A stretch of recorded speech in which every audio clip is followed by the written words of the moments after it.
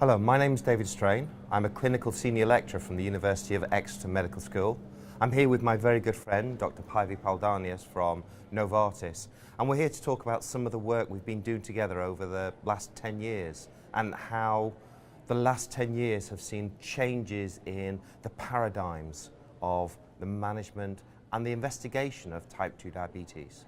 Päivi, would you like to start by how Novartis have faced the changing environment that we are in with diabetes research at the moment? Well, the story actually started very early on, more than 20 years ago, when the idea of incretin being clinically targeted and actually clinically very potent ways to address new type of questions in type 2 diabetes was being established. And as you know, Novartis started the very first clinical trials, and thereafter, we actually decided to go beyond the general questions about just metformin add-on or the typical populations, because when we met, we started to also ask the questions, could we, for instance, individualize the targets and provide therefore maybe clinically very relevant information, because as you know, not all of the RCTs or even the cardiovascular outcomes trials maybe provide answers to those key questions the clinicians had been asking for years. Absolutely, because that's a really important point. The last 10 years we've seen a shift from everybody trying to be treated the same to let's individualise the care for an individual. Exactly, but it was not a very easy task to convince even the scientific community about the fact that we should not just be individualizing based on the results we had from VADT Accord or Advance, but we really needed to demonstrate the evidence behind it, whether it was feasible and what would be the individualized targets. And that's actually where we started working together, isn't it? The first study we did was assessing whether it was even feasible to set individualized treatment targets. That was in the interval trial. And it was a brand new concept. Prior to that, every study was a let's compare one drug with another drug, or let's see if we can achieve targets with these different agents. Whereas with the interval, for the very first time, we sat down with clinicians and people with diabetes together, and we said, let's look at all of your risk factors. Let's consider the frailty, the multiple comorbidities, and the other factors that are going to affect both quality and quantity of life, and try and determine whether we can individualize our treatment target for that person. However, that raised up several different concerns. For example, with ethics. That's very true, but I believe it would not have been possible with anything else than incretin-based therapies, and particularly with DPP-4 inhibitors, because somehow then the conceptual extension to not only patients with type 2 diabetes having their disease as a common denominator, but maybe social and cultural and religious factors, such as, for instance, fasting during Ramadan, became a reason to evaluate what was the clinical utility of such a class as DPP-4 inhibitors in management of patients during such a special time. And of course, the DPP-4 inhibitors have also given us that advantage that we are getting glycemic control without the risk of hypoglycemia, or at least a much lower risk of hypoglycemia. And we're seeing the weight neutral benefits, which previously we'd never been able to do a study in a very elderly population where we had risk of hypoglycemia and the consequences thereof. We'd never have done this type of study that we've had in Ramadan, where to break the fast for an individual in Ramadan would be a devastating issue. And therefore we've never been able to try that type of study before, had we? So David, then from the interval study, from the individualized targets, we kind of expanded our views to really understand that it was not anymore just the type 2 diabetes and its related comorbidities, which might have been the common denominator and the challenge, but we needed to consider the social, the cultural, and even religious environments of these patients in which they were living, for instance, through periods of Ramadan or other maybe special items which were influencing the clinical settings and the clinical utility of DPP-4 inhibitors in that setting over the previously used agents. Of course, because we were looking at a completely different demographic of our patients with type 2 diabetes. We're looking at a more worldwide picture, and we have a huge number of individuals who follow Islam who have diabetes, and therefore we had to look at these. And the utility of agents to treat those patients was dependent not just on get the sugar under control, but we had to do so in a way that was tolerable and acceptable. Some of the older agents are sulfonylureas with their risk of hypoglycemia. and the issues that they had then with whether they would take the drugs or become non-compliant. And also, if patients don't take the diabetes drugs, very quickly the other agents fall off the back. So it's not just the hyperglycemic agents that get lost, it's the blood pressure and the lipid drugs. But would you say that it was fair now to state that after with DPP-4 inhibitor, when we now establish with DPP-4 inhibitors, for instance, safe and convenient use during Ramadan, that then the next agent generations to come would need to more or less meet the same criteria? So we've established a new standard and a new way to define what is the foundation of care, and all the new classes need to demonstrate at least the same or more. The last 10 years have seen a change in not just the nature of the studies and the populations, but actually the target set. 10 years ago, we were happy with a drug that would reduce HbA1c by 0.5% or by 1%. Today, it's not good enough just to reduce HbA1c. We have to do so in a way that doesn't cause hypos, that doesn't cause weight gain. And in some cases, in some populations, weight loss is an advantage. In other populations, it's actually better just to be weight neutral. But it also raised this big issue about the difference between randomized controlled trials and using drugs in the real world. Because we see these studies, and randomized controlled trials are a very specific environment. Multiple phone calls from the nurses, there are very motivated patients to participate. Clinical inertia doesn't exist at all within a randomized controlled trial.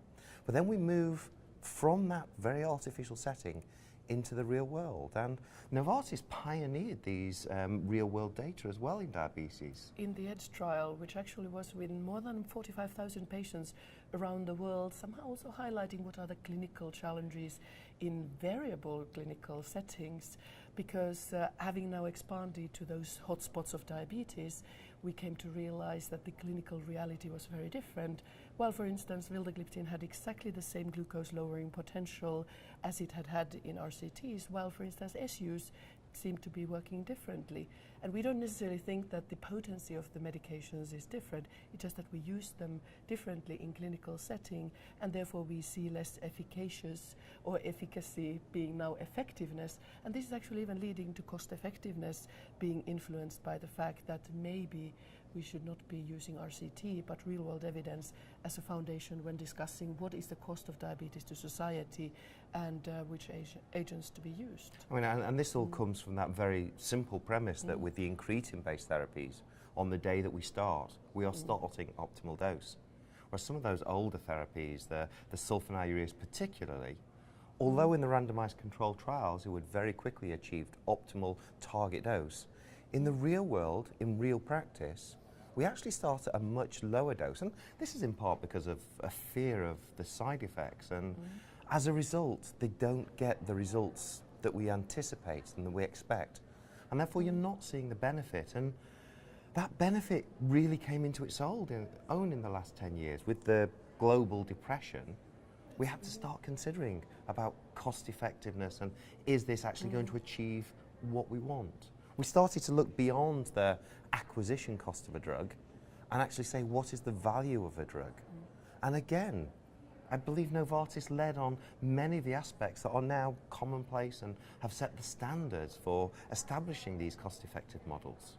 I wish to think so, but for me also EDGE was providing with some components of clinical care which had not been explored previously, and items even related to female discrimination, or for instance creating epidemiological data in areas where there was no previous baseline knowledge about how the treatment facilities might have even influenced the choices or the social settings, were some of these great key learnings from EDGE.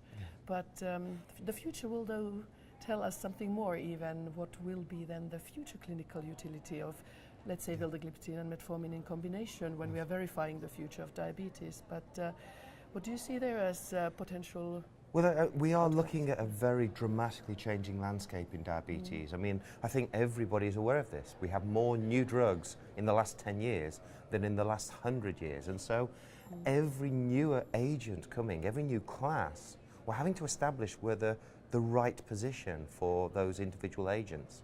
And I think Novartis have been fortunate that they haven't been bogged down with demonstrating cardiovascular safety because of their pre-launch program, which means they've been able to look at the newer areas to treat people. And I think you're alluding to the fact that we are going to be seeing data finding out should we be starting drugs immediately on dual agents or triple agent therapy, possibly even in the future. Well, that's definitely yet to be verified. But in that context, then we need to take responsibility over also providing access to optimized care all around the world, because in trials such as Verify, all types of patient populations are being asked this very same question. And if we were able to define that the optimal way to go is with an early combination, it needs to be available for all patients. And I wish to therefore also take responsibility of providing access to even those patients with limited financial means, because that's the only way we can optimize the future of diabetes on this planet. And again, Novartis have been right at the front of this. We have this global access program providing some of the most advanced drugs in the world for people with diabetes and for hypertension and many of the other conditions within the portfolio for $1 a month, which is something that it represents the corporate responsibility that goes with producing these great new agents. But I also want to come back to one element that we found in EDGE, that there is this almost worldwide phenomenon of clinical inertia. Indeed. The patients are waiting for months, if not years, before the next agent is added, even though we know that patients benefit from good early aggressive management. And that really rings many alarm bells, because this is a 30-year-old phenomenon, this whole clinical inertia. It's been well documented. And yet, I have never in my entire career met any healthcare professional who didn't want to do the best for their patients. And that raised a whole new question that we've been working on what is the underlying cause of clinical inertia? We know it's there. We know that patients will wait months, if not years, to get those drugs.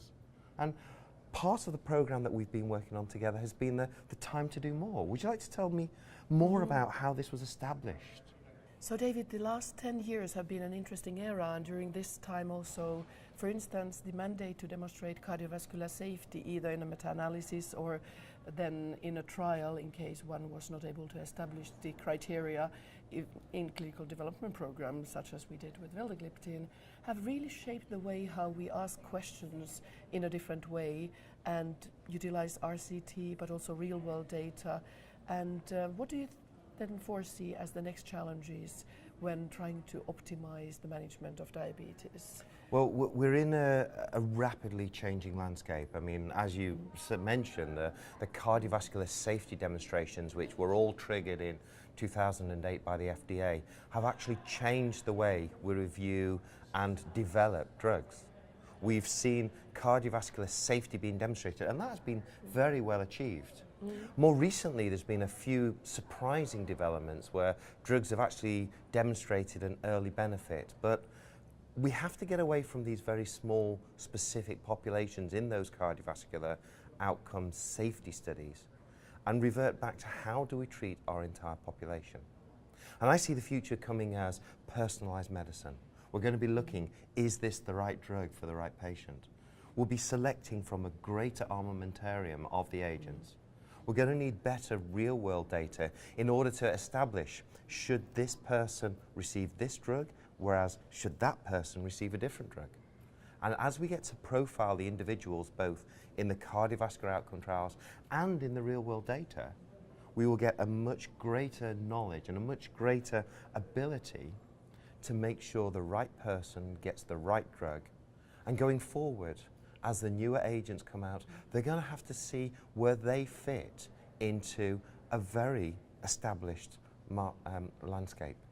So David, you mentioned that indeed personalized medicine, individualization of therapy would be the future way to move forward, and therefore I believe with help of DPP-4 inhibitors we've been able to establish a foundation of evidence, an array of data which must be there to create a very confident situation for the clinician who, in collaboration with the patient, will try to optimize the therapy and the therapeutic choices at every stages of the disease, from the very early stages towards the end of this spectrum of disease. And we are seeing this with, as new agents are coming to light, It's not good enough anymore just to show we can reduce HbA1c.